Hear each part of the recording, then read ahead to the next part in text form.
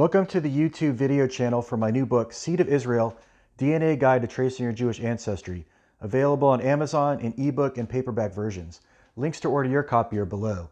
Also, be sure to hit that subscribe button to get more videos like this.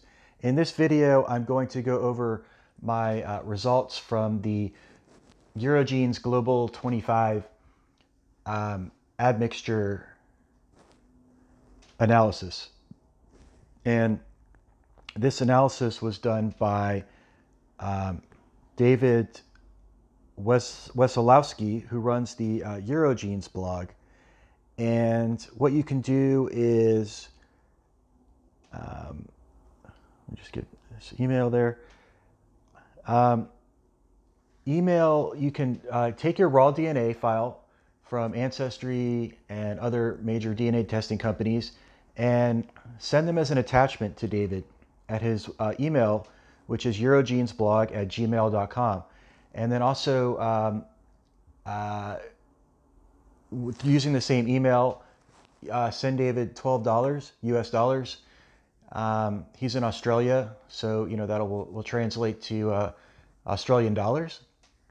But you can pay him directly through PayPal with using that same email for the $12, and he will provide you your Global 25 coordinates. And he will also provide you with the your scaled results as terms of distance, aggregated for ancient populations, using the this really cool mixture model, using this really cool utility that you can punch in your coordinates, and you can use the coordinates from ancient modern populations from the Global 25 that David updates frequently, and you can compare your results and see what you get the greatest genetic distance from. So I just want to briefly go over some of these results. I think they're kind of surprising. So I really don't know much about these ancient populations. So my closest population aggregated 58.8 was Anatolia, Tepecik-Çiftlik, Neolithic. And let's take a look at that and see if we can learn something here. So let's see. Okay. And I'm going to leave links to all this below. But what was the Tepecik-Çiftlik? Well, that was it was a Neolithic period in West Asia. The Neolithic from 10,200 to 6,900 BP, which is before present, region West Asia, and location in modern-day Turkey, basically central Anatolia. And let's see, so it says the Neolithic was blah, blah, blah. And let's see what it says about this site. You can see some pictures there. And I think it's in what's modern-day Cappadocia in central Anatolia. And let's see.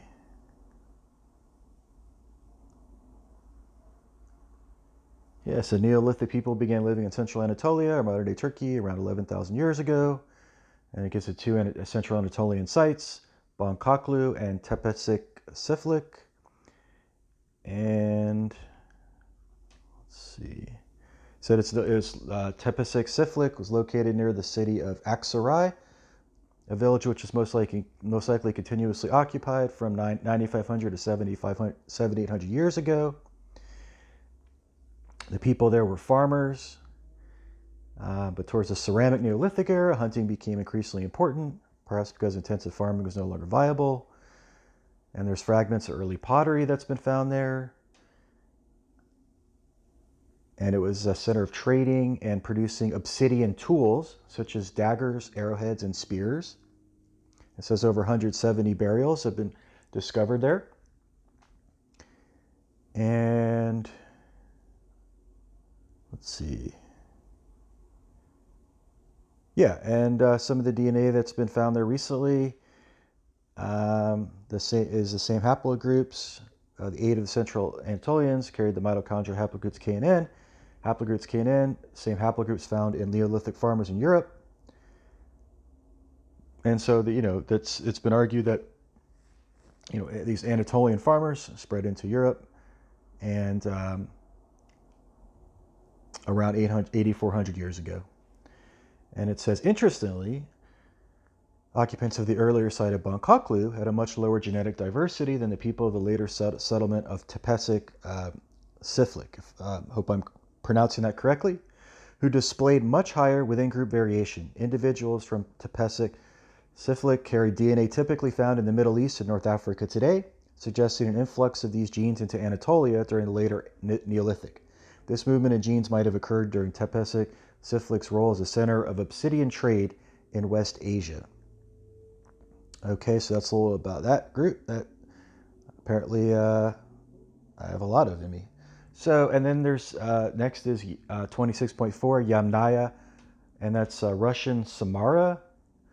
So let's take a look at that. Let's see.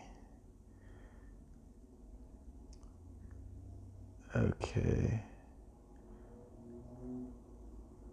Let's see if we can find that here. Here we go, the Samara culture. So the Samara culture is an archaeological term for an Neolithic culture that bloomed around the turn of the 5th millennium BC, located in the Samara Bend region of the Upper Volga River in modern-day Russia. The Samara culture is regarded as related to contemporaneous or subsequent prehistoric cultures of the Pontic-Caspian steppe, such as the Khvalynsk, Repin, and Yamna cultures, or Yamnaya cultures. The Proto-Indo-European homeland is often linked to one or more of these cultures. And it goes a little to the actual site. A little about pottery. And let's see. And the Yamna, let's just take a look at that. The Yamnaya culture, also known as Yamna culture, pit grave culture, ochre grave culture, was a late Copper Age to early Bronze Age archaeological culture of the region between the southern Bug, Dniester, and Ural rivers, the Pontic steppe, dating to 3300 to 2600 BC. Its name derives from its characteristic burial tradition. It's a Russian adjective that means related to pits, yama, and these people used to bury their dead in termuli containing simple pit chambers. And here's the approximate culture extent, circa 3300 to 2600 BCE. So you can just see, take a look at that. There you go. There's it in the yellow. You can see the Yamna there. Okay. It says people of the Yamnaya culture were likely a result of a genetic admixture between the descendants of Eastern European hunter-gatherers and people related to hunter-gatherers from the Caucasus. Their material culture was very similar to the Afro-Nasivo culture. It's a little on the Afro-Nasivo culture.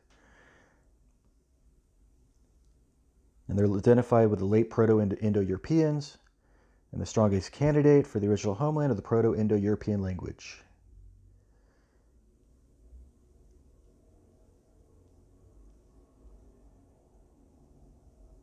Okay.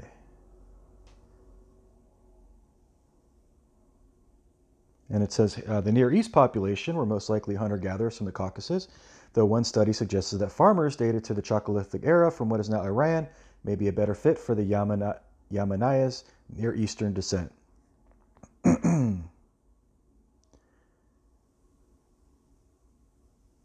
So that's really interesting. So it says Lazaridis, 2016, proposes different people, likely from Iran, as a source for the Middle Eastern ancestry of the Yamnaya people. The study asserts that these Iranian Chalcolithic people were a mixture of the Neolithic people of Western Iran, the Levant, and Caucasus hunter-gatherers. However, a different analysis carried out by Gallego Lorente in 2016 concludes that the Iranian populations are not a likelier source of the southern component in the Yamnaya than Caucasus hunter-gatherers. And haplogroup R1b is the most common Y-DNA haplogroup found among both the Yamnaya and modern-day Western Europeans.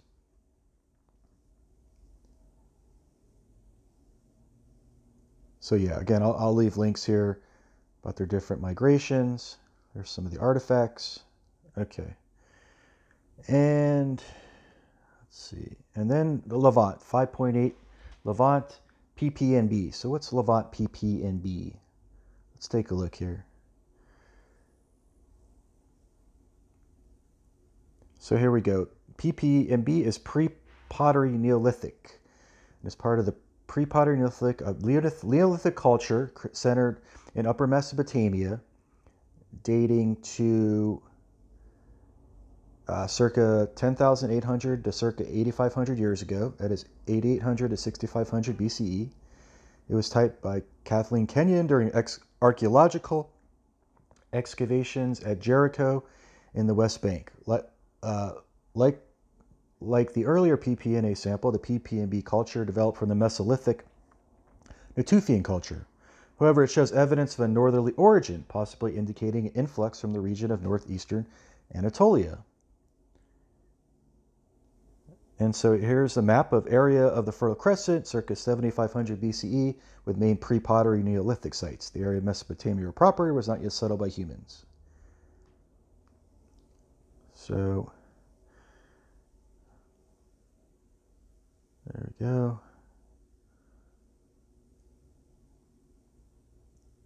Anatolia, Levant, Anatolia, and Mesopotamia.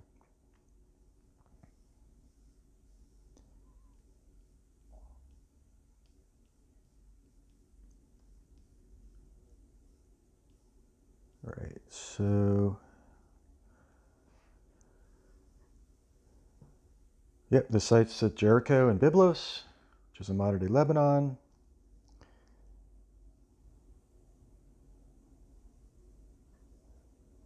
And there's some more information. And again, I'll leave you links. There's a map of the modern-day Eastern Mediterranean, showing important sites that were occupied in the pre-pottery Neolithic. Let's see, Ain Gazel in modern-day Jordan. You got Jericho, Yiftahel, Tel Ramad, Tel Goref, Tel Aswad, Nabah 4, Tel Judea, etc.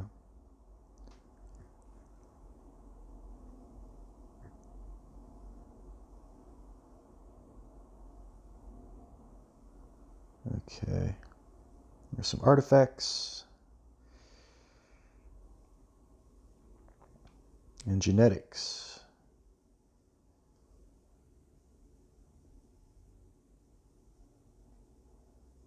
It says DNA analysis has also confirmed ancestral ties between the pre-pottery Neolithic culture bearers and the makers of the Epo-Paleolithic Iberomaurusian culture in North Africa, the Mesolithic Natufian culture of the Levant, the Savannah Pastoral Neolithic culture of East Africa, the early Neolithic Cardium culture of Morocco, and the ancient Egyptian culture of the Nile Valley, with fossils associated with these early cultures all sharing a common genetic component. Here's a map of the spread of Neolithic farming cultures from the Near East to Europe. Let's take a look at that.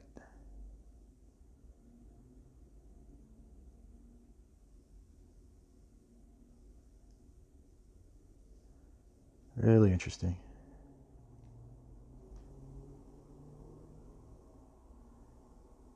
So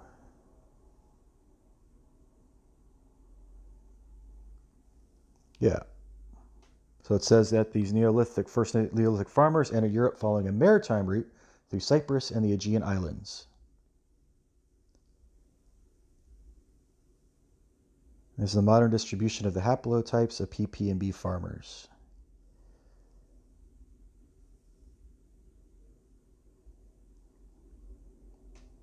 And the genetic distance between PP and B farmers and modern populations.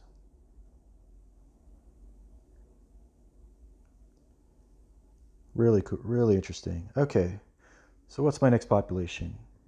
It is, let's see, this one. Iran, Ganj Dareh. What is that? Let's take a look what that is. Let's see, Ganj Dareh.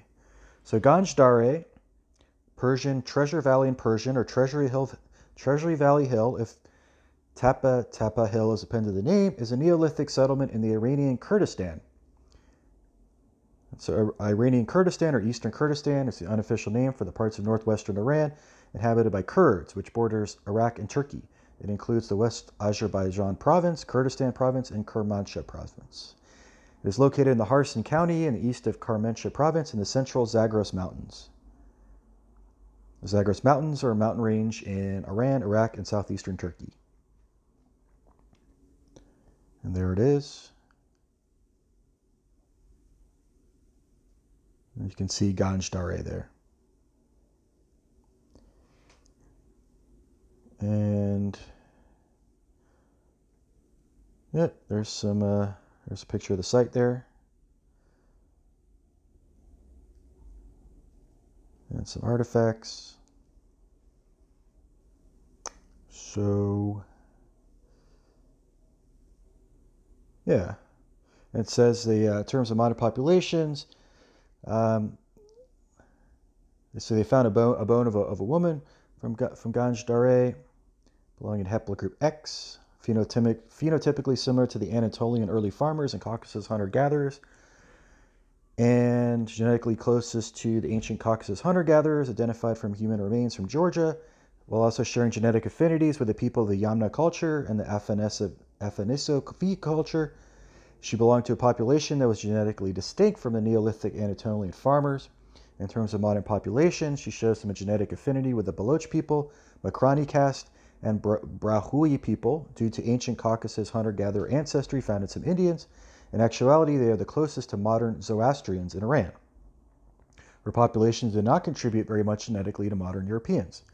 The Zoroastrians, the oldest religious community of Iran, and it was the primary religion of the Persian Empire prior to the Muslim conquest.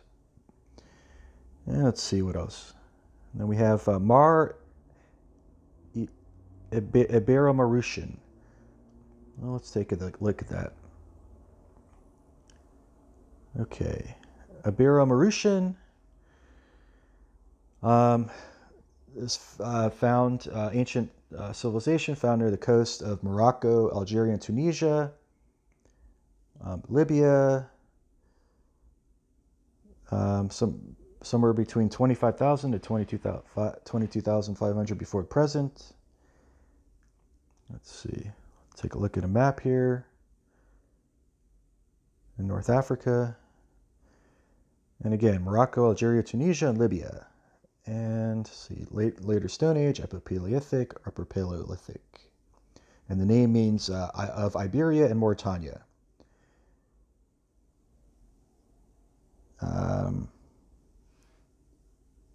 So,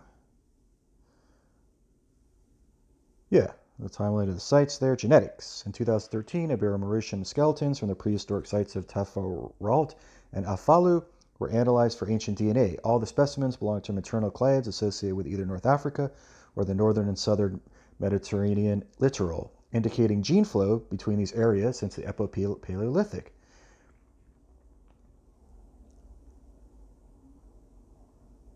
And again, there's the Y-DNA clades closely related to E1B1, E1B1B1B, and 123 subhaplogroup that is observed in skeletal remains belonging to the Epipaleolithic, Natuthian, and Pre-Pottery Neolithic cultures of the Levant.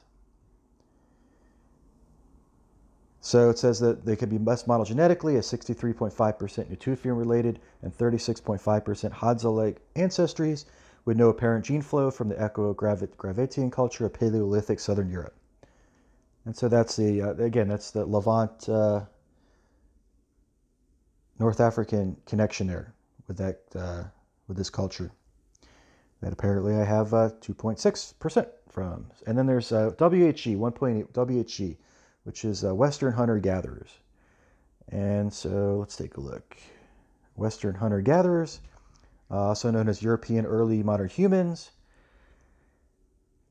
So,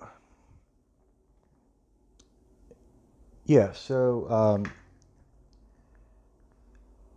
it says the EEMH lineage is in the European Mesolithic is also known as West European hunter-gatherers. These Mesolithic hunter-gatherers emerge after the end of the late glacial maximum, circa 15,000 1,000 years ago and are described as more gracile than the Upper Paleolithic Cro-Magnons. The WHE lineage survives in contemporary Europeans, albeit only as a minor contribution overwhelmed by the later Neolithic and Bronze Age migration. So, again, I'm going to leave links to all this.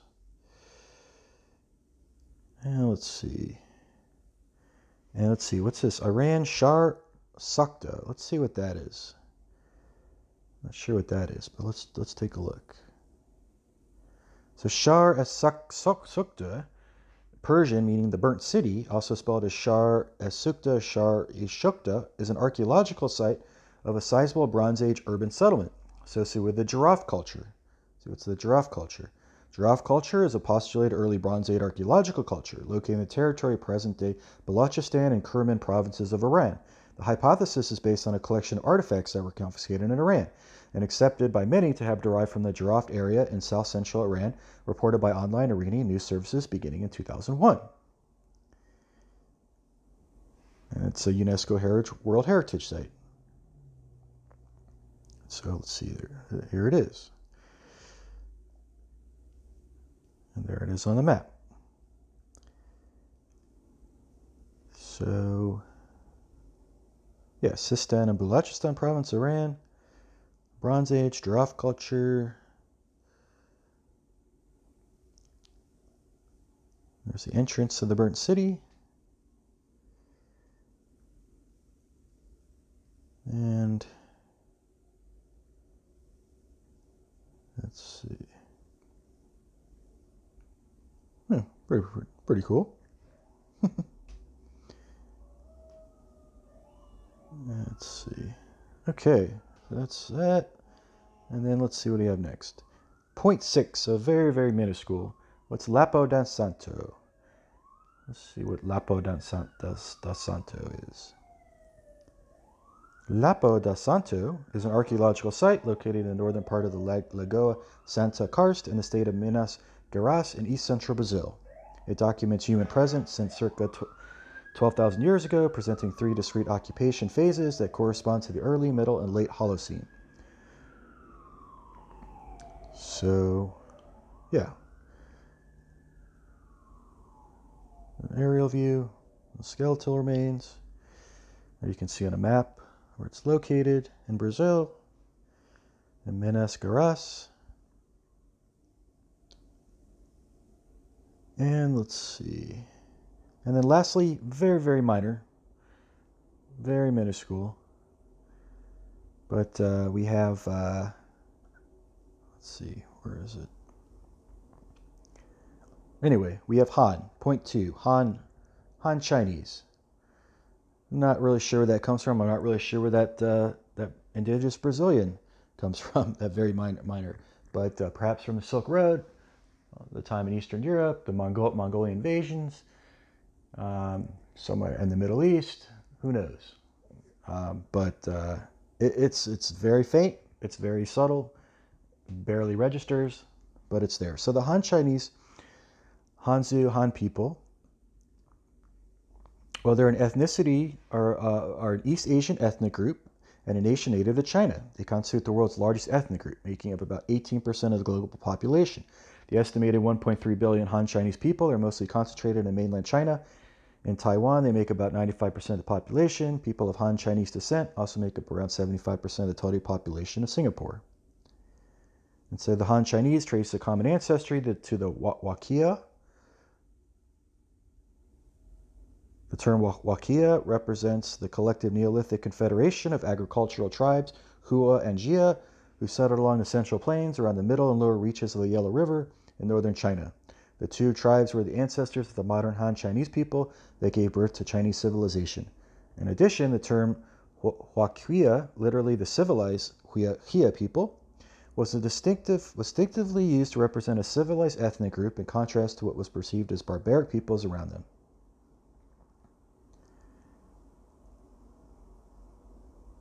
So it's about the Han Chinese, of which I'm apparently 0.2%.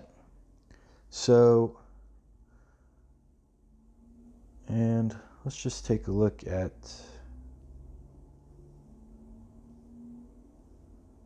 some of these the websites here. So yeah, okay. So we looked at that one. Yeah, we looked at that one. I looked at that one.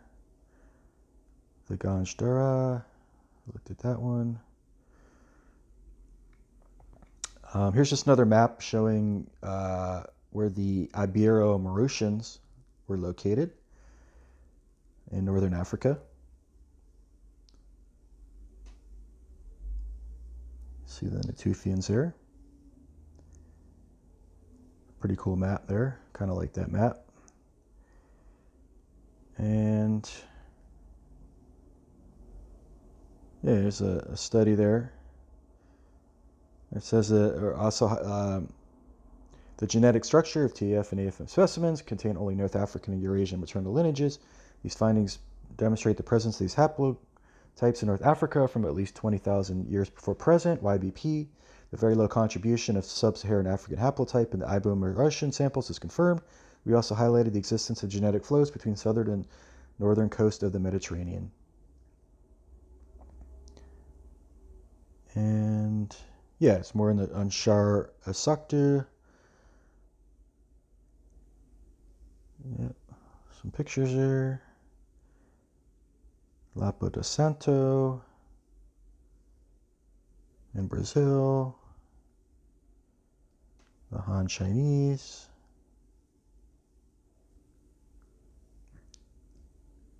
And okay, I'll get into this a little bit later, but yeah, so this is the Eurogenes blog. So what you can do is you can download the coordinates, both scaled and the normal averages for and also just the specific individuals for the Global 25 data sheet. And yeah, the population code and individual code. So what you can do with that is you can take those coordinates and you can input them. Now your source coordinates will be either your regular or your scaled coordinates that's given to you by David, and then for the target, you just input whatever you would like from the 25 different populations, both ancient and modern. And then what's really cool is you can just you can run the multi-population calculator and get the genetic distance. And so I ran them all, and so I just wanted to show you how close, and I've talked about this many times before, how close Ashkenazi Jews are to Southern Europeans, specifically Italians, and also other Western diaspora Jews. So this is the Global 25 PCA population averages, and from the coordinates, and this is the least genetic distance. And so obviously the closest population to me is Ashkenazi Jew, because I am an Ashkenazi Jew, but then look at that right after Sephardic Jew, and then Maltese, Sicilian, and these I'm just listed the top 20 populations that are the genetically closest to me in terms of the global coordinates for G25 and my autosomal DNA.